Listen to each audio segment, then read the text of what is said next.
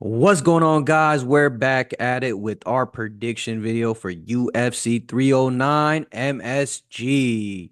Jon Jones as the GOAT taking on Stipe Miocic, that motherfucker from Cleveland.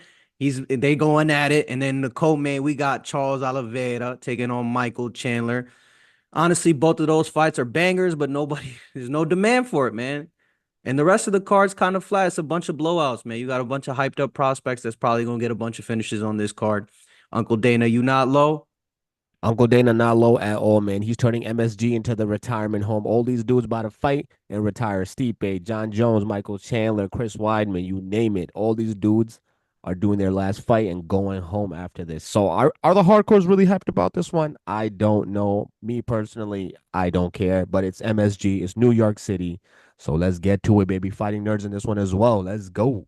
Yeah, man, we talking all this, but you know damn well we gonna be front and center watching every fight from the first one to the last one. We gonna be hyped up regardless. We just chatting a little bit. We're gonna go in starting with the first fight of the night. We have Dan Hardy's chick, Veronica Hardy, taking on Eduardo Moura. Veronica Hardy's coming in as a minus 160 favorite, 29 years of age. Eduardo is 30, 5'4" versus 5'6". Eduardo with the 2-inch reach advantage. What are you thinking in this matchup, E? Yeah, Eduardo. I don't know why I say it like that. Eduardo Moura coming into this fight fresh off her first L to Denise Gomez. We saw her last weekend. By split She decision, man. she's a tough one. Yeah, you already know her level, man. Moura never been finished in her career so far. Veronica Hardy is more of a vet in this one. She got the great Dan Hardy on her side. You know that dude is a cheat code in the women's division. If it was the men's division, it's a little different. You know, everybody on point. But in the women's division, that dude is kind of a cheat code. And ever since her return to the UFC, she seems to be turning it around. Her career complete U-turn because she was losing and now she's on a winning streak. So my concern for this fight, how will Eduardo Moura respond after taking her first L in her professional career? She's pretty new to the UFC. In my opinion, she started her professional fight, I think, in what, 2022? So I feel like Veronica Hardy just has way more experience than her. I'm gonna have to go with Veronica Hardy again in this one. I think she just has more UFC experience, professional fighter. She's more of a professional fighter as well, longer time. So yeah, I'm gonna have to go with Veronica Hardy winning this by decision.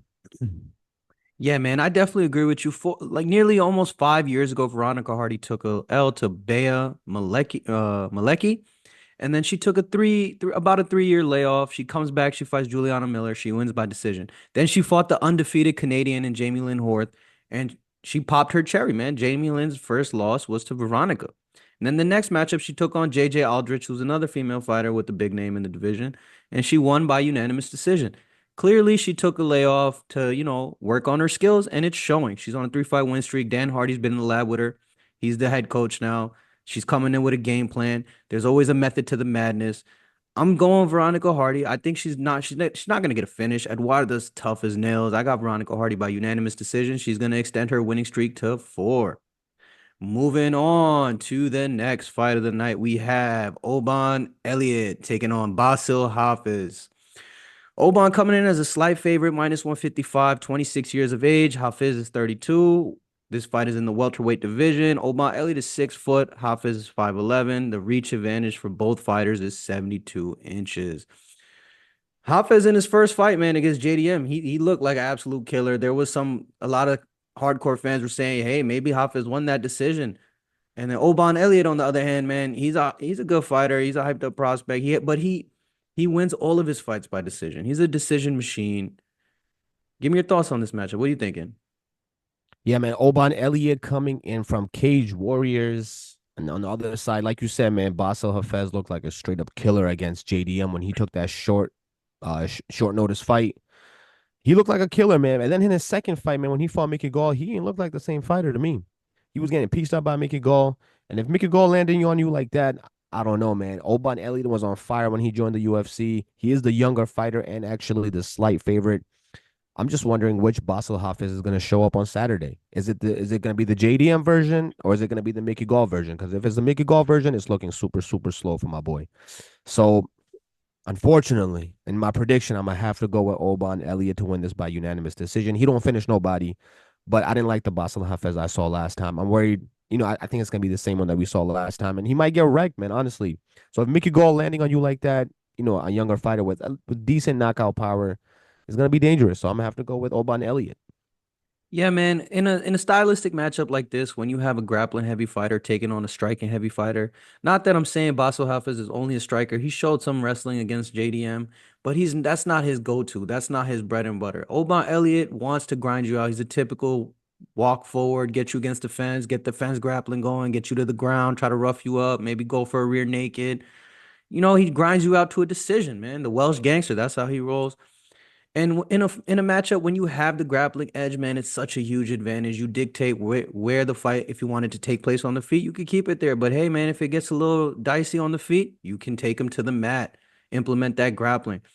So I definitely have Oban Elliott winning this fight by decision. Hafez, he's a live dog in this one. I'm not gonna lie. I think he can get the upset, but I'm going Oban Elliott. It's more likely he grinds him out 30-27 unanimous decision. Next up, we have New Jersey's Mickey Gall taking on the Bronx native and Ramiz Brahimaj. Both guys are jiu-jitsu fighters.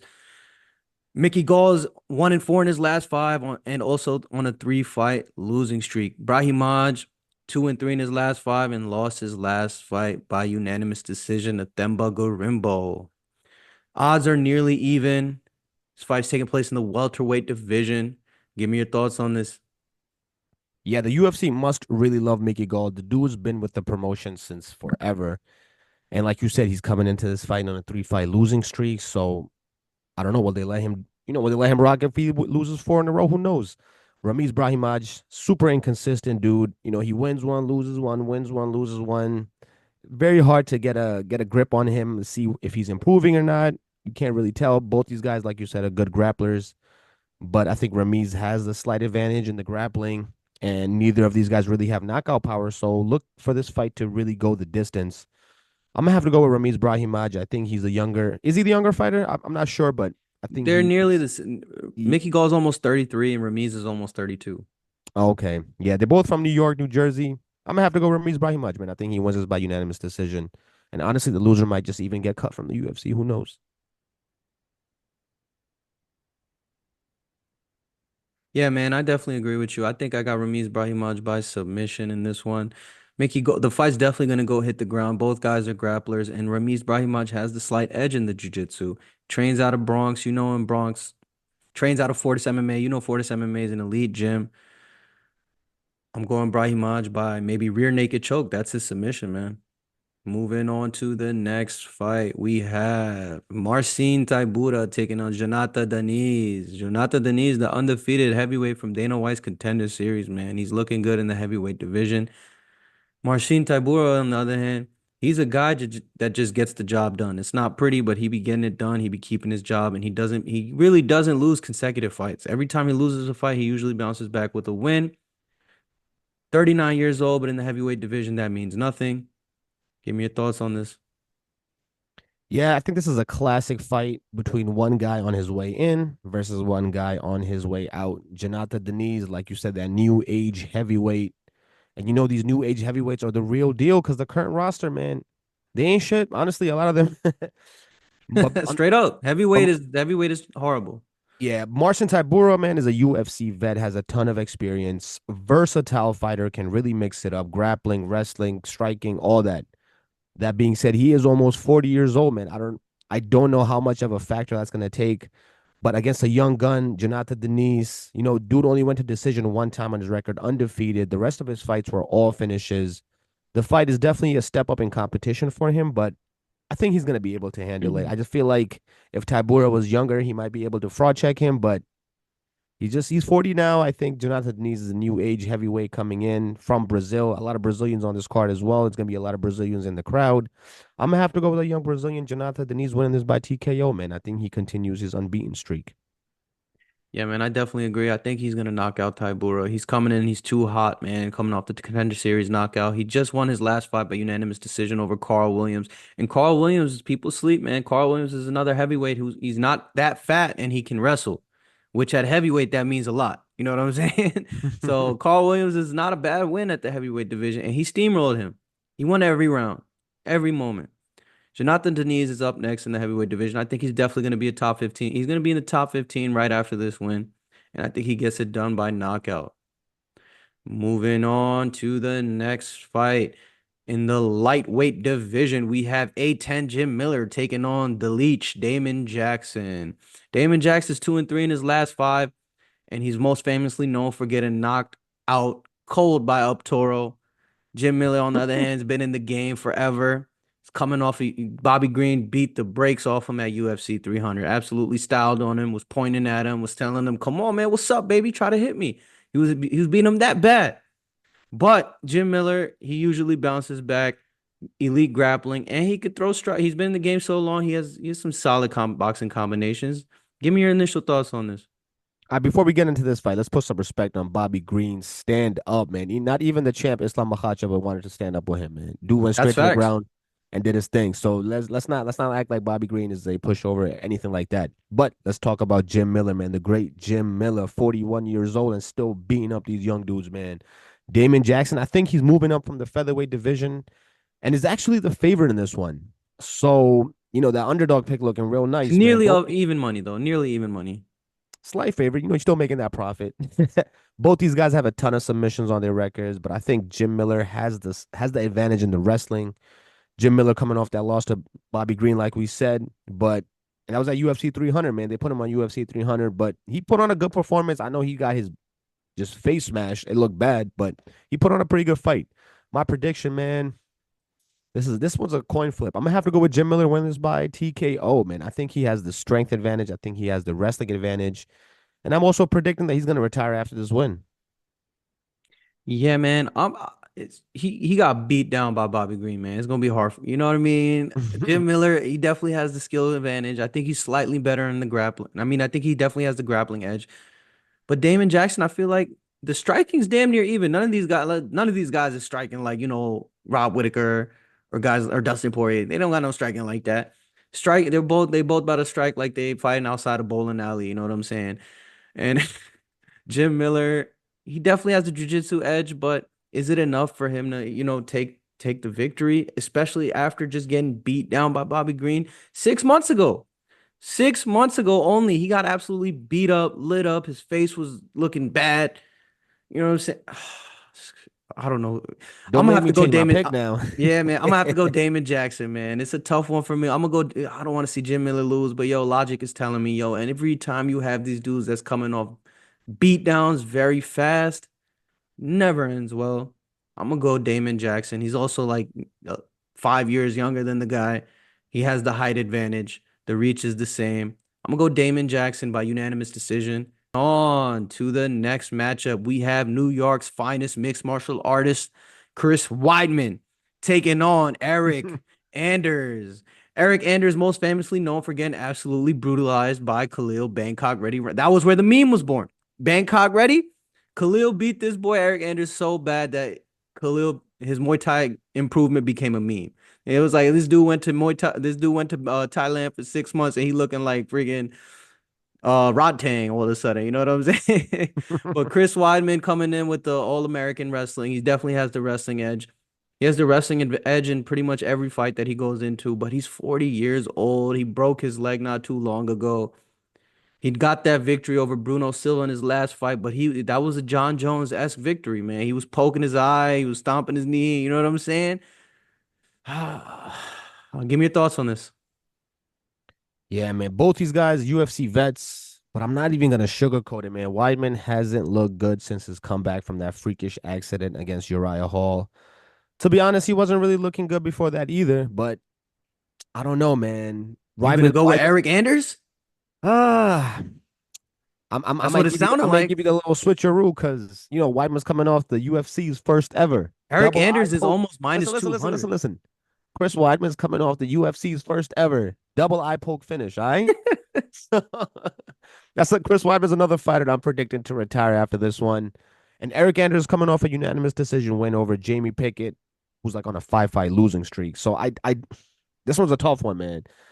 Eryk Anders does have knockout power, and we know Weidman's chin is very, very suspect. Very suspect. This is But, like a Luke Rockhold but, chin. but I do think that Weidman does have the wrestling advantage and grappling advantage of this one. And for that reason alone, I'm gonna have to go with Weidman to come out on top. Eryk Anders is more of a striker, so I think the wrestling, he's gonna have to use his wrestling in this one. And I think he will. I think he's gonna use that to his advantage, and unanimous decision victory. Chris Weidman, and then he's out. Madison Square Garden, I'm retiring. Yeah, man. I thought you was gonna go with Eric Anders there for a second. That's what it was sounding like when you started your whole spiel. Eric Anders is nearly minus 200, but I'm not falling for the trap, man. Eric Anders lost to Marc Andre Barrios. You know what I'm saying? Marc Andre Barrios' bum ass was controlling Eric Anders. You know what I'm saying? Chris Weidman is not losing to Eric Anders. He's going to be able to get takedowns at will. It's going to be a boring fight. And Chris Weidman is going to go out on top, right off into the sunset, the All American baby. And that's still my boy. Moving on though to the next matchup, the prelim main event. We got my boy Jonathan Martinez taking on Marcus McGhee. Marcus McGhee is an absolute killer. Jonathan Martinez is an absolute killer. Jonathan lost his last fight to your twin Jose Aldo, but give They own me my give, twins now, no, I'm playing. I'm playing. Give me your thoughts on it, man. Give me your thoughts on this matchup. bro. If I had a coin, I don't even know, man. It's such a tough fight to predict. Jonathan Martinez was looking like a straight up killer before the fight with Jose Aldo. You know what I mean? And then Marcus McGhee on the other side has also been looking like a killer since he joined the UFC. So I don't know, man. Dude has some serious knockout power. Talking about Marcus McGhee, and he's fast too. Jonathan Martinez, a ton of UFC experience, and is the younger fighter. He's finished every fight in the UFC. Who, Martinez or McGhee? Marcus McGhee. Yeah, McGhee. Yeah, he's finished everybody. So listen, man, Marcus McGhee, don't let that fool you, man. Even at 34 years old, he is a straight up killer. Dude's coming off a knockout victory over Gaston Bolanos, who just fraud checked Cortavius Romeus, my guy. This fight is such a coin flip, man. I really don't know who to go with. My gut is telling me to go with Marcus McGhee to win this by unanimous decision, despite being the older fighter and going against my cardinal rule. I also thought Jonathan Martinez lost that fight against Said Nurmagomedov, so he is a little iffy. I don't know. I'm gonna have to go with Marcus McGhee and just forget about it. Yeah, man. I'm going Jonathan Martinez. Surprise, surprise, man. My man Jonathan Martinez. He fights like I would fight. I'm gonna hit you with that jab and I'm gonna hit you with that leg kick. I can't let you get close, chill Sonnen style. You feel me? He gonna destroy your legs. I'm talking Alex Pereira level leg kicks, man. It's maybe it's not as pretty as Alex Pereira, but he is assaulting your legs. He's assaulting the thigh. He's assaulting the calf. He has multiple leg kick TKOs. He TKO'd Adrian Yanez with leg kicks. He TKO'd Cub Swanson with leg kicks. Jonathan Martinez is a leg kick merchant, and I'm fucking here for it, man, because I'm a leg kick merchant. I'm going with my fellow brethren. Jonathan Martinez, he's going to leg kick this boy all night long and get that unanimous decision. Marcus McGee's a beast, but hey, man, that leg is not the chin, man. You're going to feel that all night. Moving on, we have Conor McGregor. Oh, wait, my bad, my bad. Mauricio Ruffy from the Fighting Nerds taking on James Llontop. Llontop coming in 0-2 in the UFC. Mauricio Ruffy is one of the most hyped prospects in the game right now. It shouldn't, you know what I mean? Without nothing needs to be elaborated on. Ruffy looked like Conor McGregor in his debut. He's finished everybody he's ever fought. I'm going Mauricio Ruffy, and I think he's gonna knock this dude out spectacularly. But yo, give me your take on it. Fighting nerd alert. Fighting nerd alert. You know, you love these guys, man. Carlos Prates last weekend.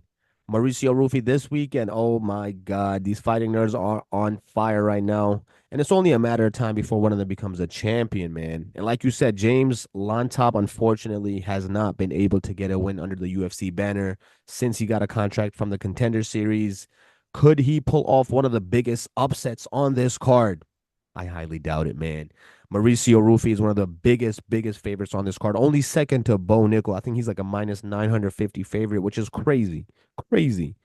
I don't want to call my guy Lontop a can, but uh Mauricio Rufi finishes all his opponents, man. It's not looking good for my boy. They signing him up to get killed, to get slaughtered, man. Like a lamb going to get slaughtered. You really got to be a high level fighter to even push this dude to a decision. I'm gonna have to go with Rufi winning this by a knockout, man. Beautiful knockout. Easy money. Gonna get the crowd hyped. Let's get it. Yeah, man, for sure. It's gonna be easy money. Mauricio Ruffy, man, he only people don't even realize this guy only has one fight in the UFC and he's this hyped up. You know why? Because in the Contender Series, he beat a 10-1 Russian, Raymond Magomedov or whatever his name is. He smoked Daggy. that dude in the Contender Series. Smoked him, knocked him Mm-hmm. out with ground and pound. Mauricio Ruffy's a beast. He's shown that he can stuff your takedowns, and on the feet, he's an absolute animal. He's coming in with that Conor McGregor build. His shoulders and his arms look just like Conor McGregor's, man. I'm calling my shot. I definitely see shades of Conor McGregor and Mauricio Ruffy's game. I'm very excited for him, and I think he's going to be a killer at lightweight. But yeah, next up, we have Karine Silva taking on Viviane Araujo. Give me your thoughts on this matchup.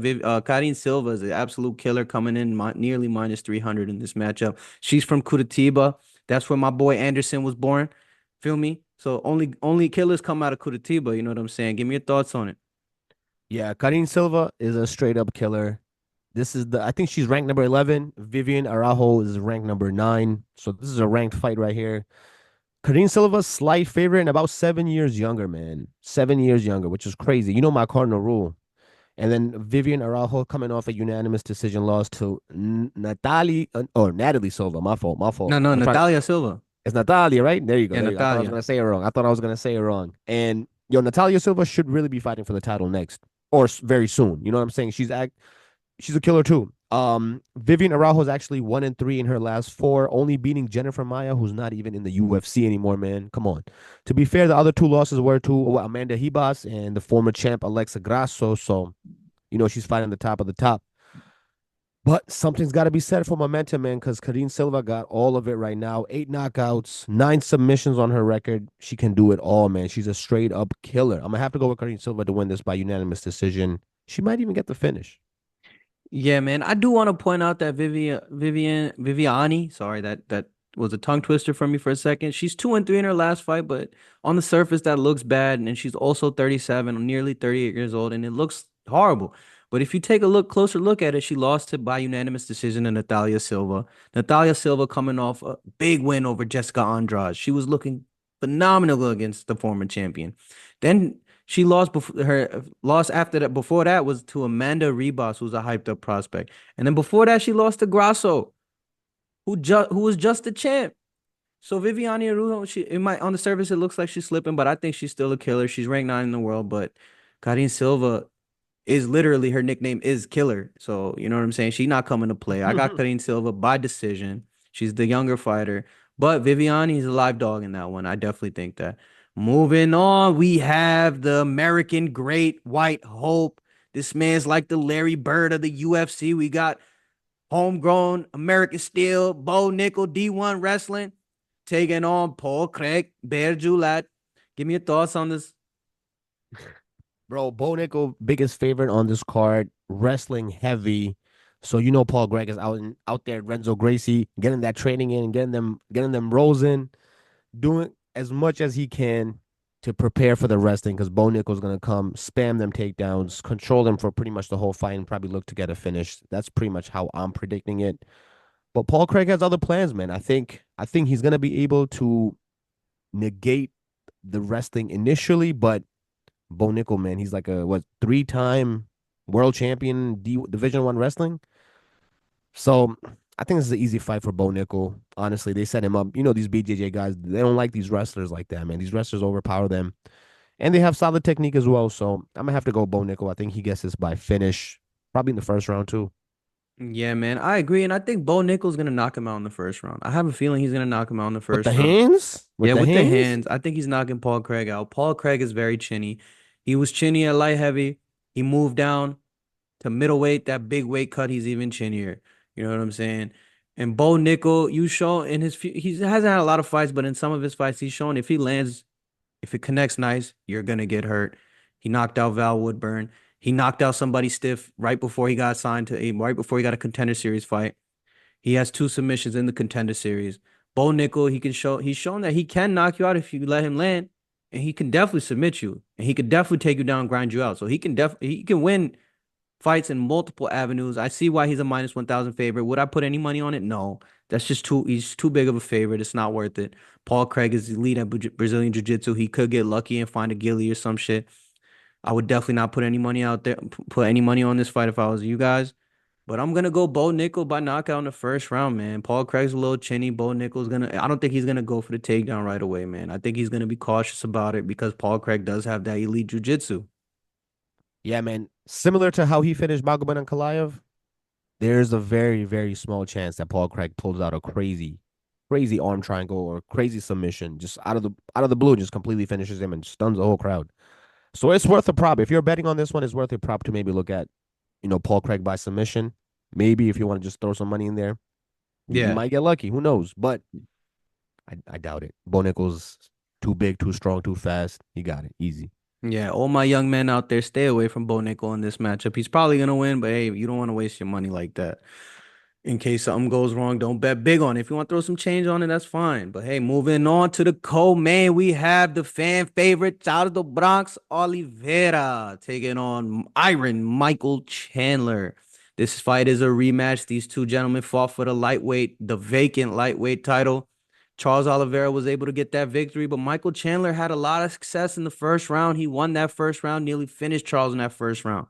But just like I say about Leon Edwards, no matter what happens in the first round or any round prior, the next round it's like a new fight, man. Charles Oliveira definitely has that going for him. You can drop him, you can nearly finish him, but next round he's coming at you again, and it's like that shit never even happened. I Super hyped up fight. Give me your thoughts on this. I was about to say if Charles Oliveira somehow loses to Michael Chandler, I think all his aura is gone. Like Done. it's Done. done. It's finished. Just do Michael Chandler waited 3 years for Conor McGregor, 2 years for Conor McGregor to come and fight him. That never happened. And when you're fighting Conor, you know you're not fighting the best of the best. And Charles Oliveira is the best of the best. So it's like, has Michael Chandler been training all this time? He's definitely not hasn't been in the octagon. So what kind of experience are you really getting if you're just sparring all the time? If you're just doing basic workouts, if he's on that bike like he is all the time, he calls it his sanctuary of suffering at his crib. So I don't know. I'm not really looking. Honestly, these fights, the rest of this card, I'm not really looking forward to. I already know what's going to happen. Charles Oliveira is going to get the finish, and Michael Chandler might just retire. That's how I think it's going to happen. Yeah, man, I disagree, man. I'm gonna go with the upset pick in this one. I know nobody believes in it. I'm going with Iron Michael Chandler by knockout. Conor McGregor played with this boy. He's coming in with a vengeance. Iron Mike is gonna knock this. He's gonna come out like like he's on fire literally in the first round. He's gonna get that knockout, and everyone's gonna be like, "Oh my God!" It's gonna be like a Tony Ferguson type of moment. He's gonna knock Do Bronx out. And hey, man, that's how I feel. That's just what I'm feeling. You know what I'm saying? That's who I'm going with. Hey, listen, if that actually happens, man, we're gonna clip this up. We're gonna post it for the whole world to see. That's crazy. But Yeah, let's man, go. I'm with it. that's my shot in the dark, man, and I'm sticking by it.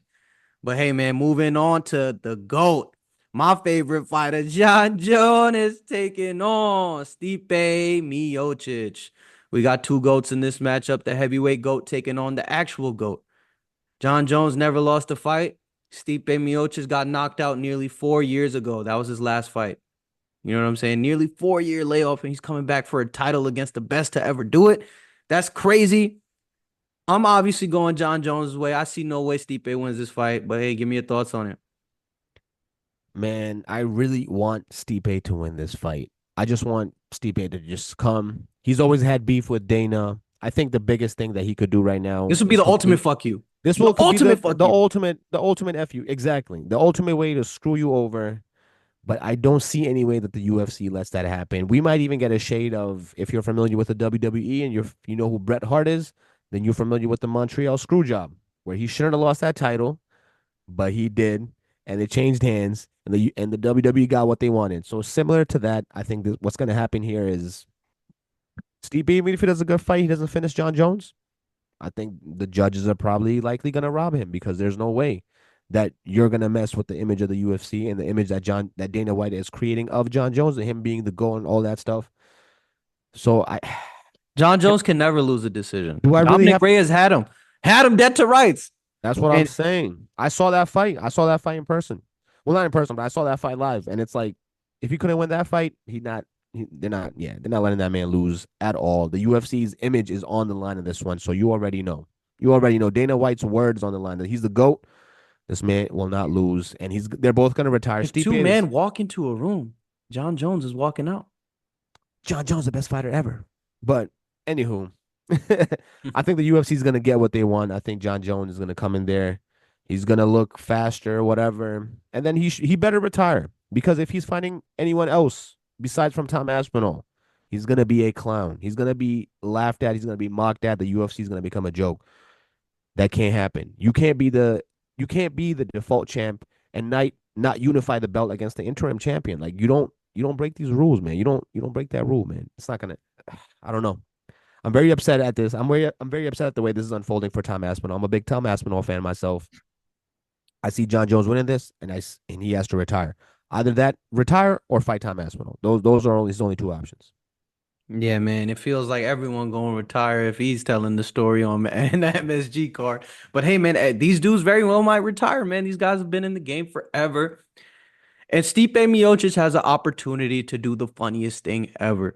Dana White's been on a 2-year tour. Francis Ngannou's the worst type of person ever. Jon Jones is the GOAT.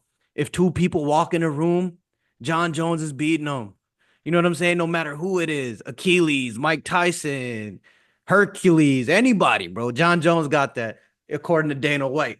So Stipe Miocic, you got the opportunity to win. You're going against the UFC pretty much your whole career. You've never been one of Dana White's guys. You've never been one of his guys. You got this chance to get this shit done, and you could do it by knockout. I definitely see an avenue where Stipe Miocic could knock out Jon Jones because in his last fight against Cyril Gane, it was quick, but yo, that dude looked sluggish on the feet. He looked very sluggish on the feet. But once Cyril Gane threw that sloppy punch, he ducked under, got the time to trip, and then choked him out, got him up out of there. Jon Jones is definitely not playing no games, but Stipe Miocic was able to defend takedowns from the likes of DC. He was able to get up off the ground from bottom position against the likes of an Olympian wrestler like DC. He was able to fight Fabricio Werdum and kept it all on the feet. Knocked him out. Took his belt. Stipe Miocic, he might be 43 years old, but the dude's crazy. I feel like he doesn't even think he's 43. That man is absolutely psycho. He has the opportunity to do the craziest thing in the world. He's a plus, what is he? He's plus 440. That's probably the biggest underdog Stipe has ever been in his life. You know that man Stipe always walking around with a big chip on his shoulder. I hope he gets it done, but I know Jon Jones is going to win this fight. Jon Jones, that's the cardinal rule. Jon Jones always wins. He always wins. But yo, Stipe Miocic, if you get it done, you're a This is your boss. chance, Stipe. This You're a is your boss, man. It chance. could be You one could of the screw the craziest moments UFC ever. over. What'd you say? It could be one of the craziest moments ever, man. And it would probably be the craziest moment in No, UFC if history. he pulls it off, it will be the craziest moment ever. And think about it. But the last 2-3 months, Dana White has been shitting on all his current champions. Islam Makhachev shat on him. Alex Pereira shitting on him over Jon Jones. He put Jon Jones over all these dudes, and he don't even like Jon Jones.